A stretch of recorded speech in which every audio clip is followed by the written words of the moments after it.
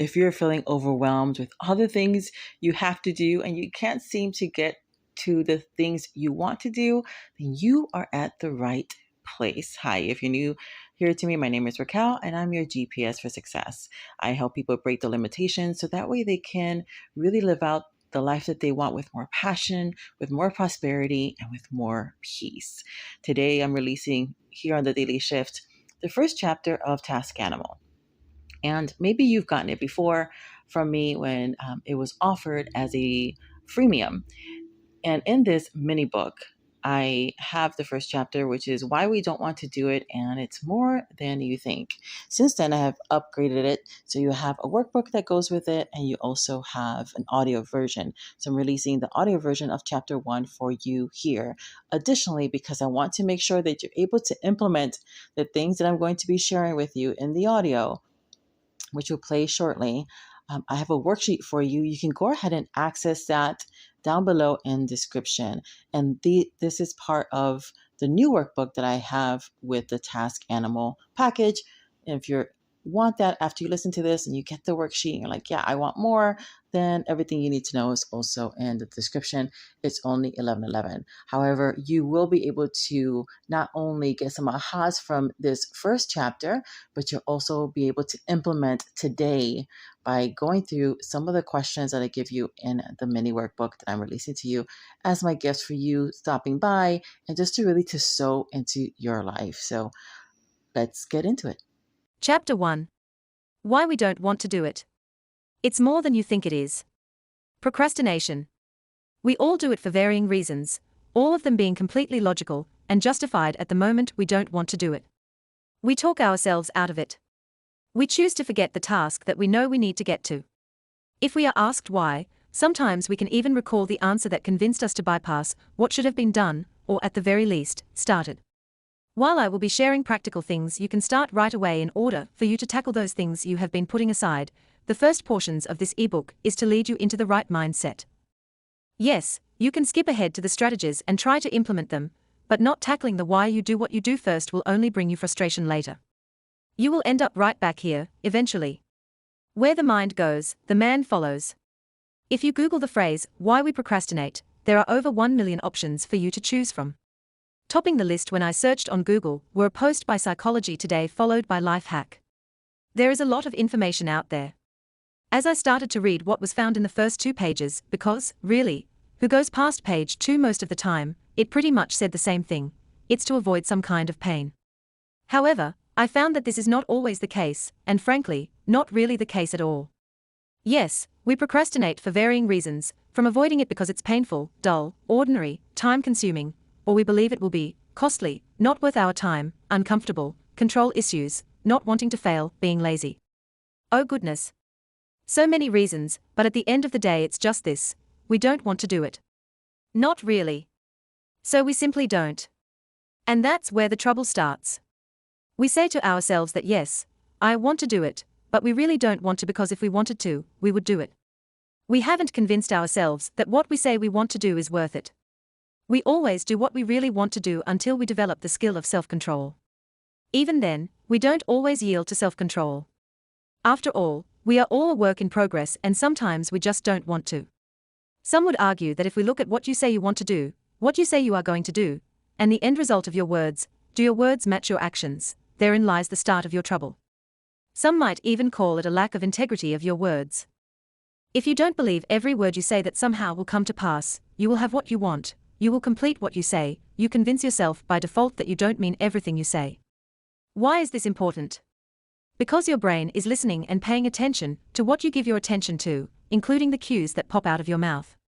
Good, bad, or indifferent, it provides you options, the ability to see what is there, and you are the determining factor of what you will do next. The more you think about something, you will do it, you will have it. Those things you are wanting are running its program in your subconscious, and will always find its way out where you can see or hear it. Your brain is the most sophisticated software program on the planet. It wants to help you see and go after what you want, so it's taking in the data of what you do, say, and listen to in order to help lead you to it. You keep saying you don't have time, so your brain creates more of it by exposing you to the opportunities that will cause you to not have time. If you like to watch television, all of a sudden you want to watch more because there's more interesting things to watch that you hadn't noticed before. Love to hang out with friends. You start to be out more and connect with them more on social media. Love to read. Oh look. That looks interesting. Love to shop. Sales are all of a sudden everywhere, or you go on Pinterest for only a few minutes only to realize, oops, you've been looking at things for 2 hours. Things are happening to you, and you end up wondering why you couldn't finish what you wanted to.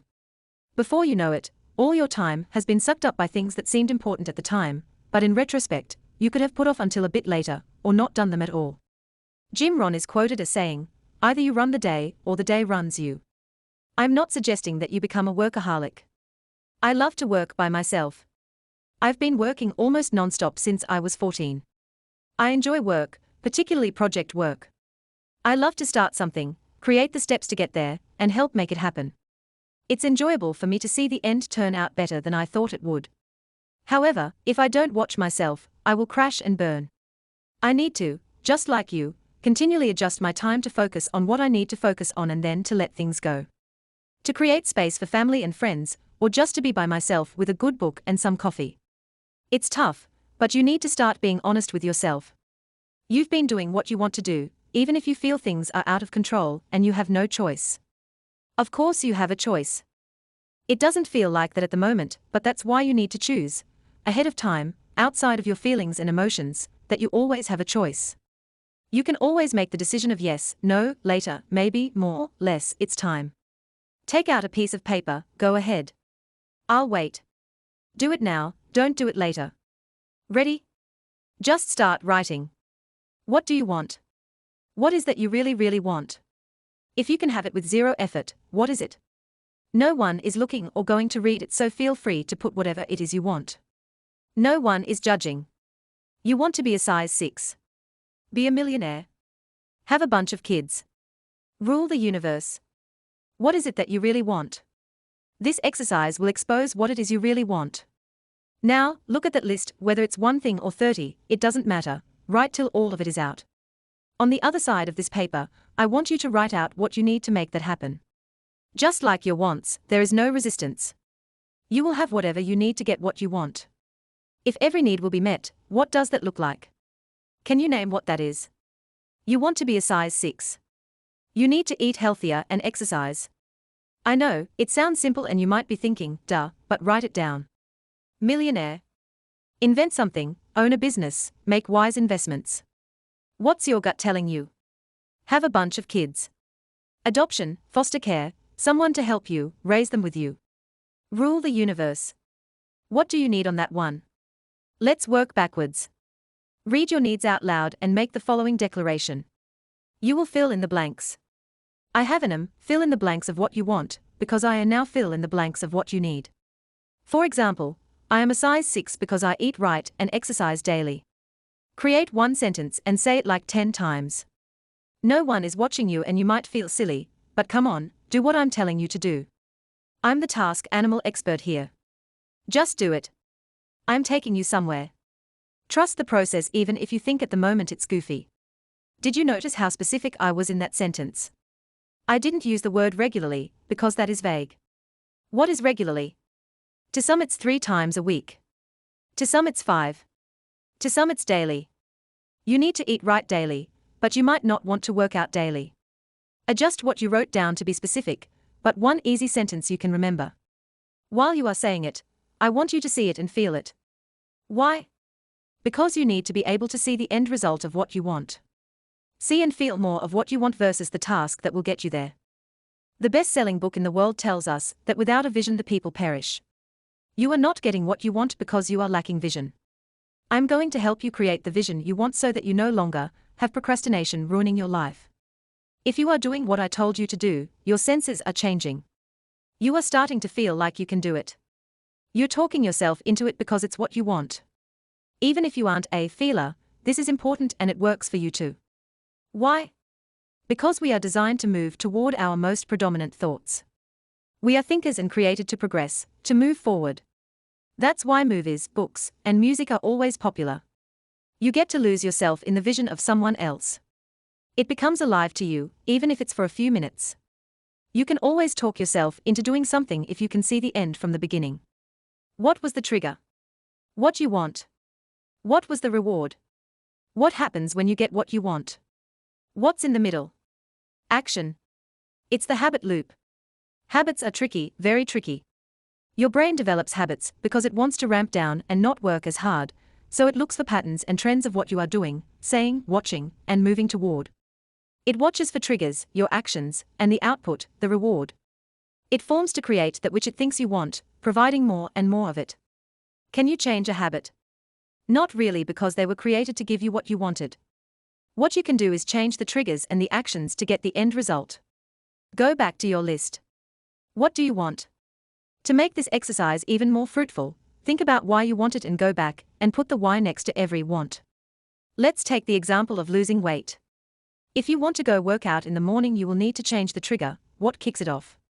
If you are someone who, once you are physically out of bed, are awake for the most part, you can set an alarm that is at least 10 feet away from you. This will force you out of bed. Next to the alarm are your workout clothes, gym shoes, and vitamin-rich protein bar, or a small lunch bag to remind you to get your fuel out of the refrigerator. If you are going to a gym, your gym bag along with your keys and outerwear are there.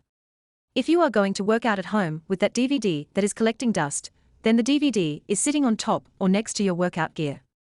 Now move, do it. You're up anyway. You've heard that it takes 21 days to develop a habit. That is true and untrue. Depending on the result of what you wanted when the habit was forming, if the reward was strong enough emotionally and physically, it will develop, or override, a current habit faster. However, if you force yourself to create the new habit, it will override the one that is there over time. What you are not told is that you must continue this for at least 90 days. 21 days might form a habit, but it is 90 days that form a lifestyle. Understand that your brain is the most sophisticated software on the planet, which is why I am using terminology like override and program. Choice versus instinct is what separates us from other animals. Habits feel like instinct because you just flow in it, but it's not. Instinct is what is leading you to adjust your habit because deep inside you know you are made for more, better, progress. In the next chapter, I'm going to reveal to you how to get off the hamster wheel and deal with the habit loop. This is important for long-term suppression of that thief we call procrastination. All right, trust that you got a lot out of it. Don't forget to look down in the description and grab the complimentary mini worksheet workbook that I have attached for you that goes with this first chapter. And until next time, which will be very, very soon, may God's riches and best be yours. Bye now.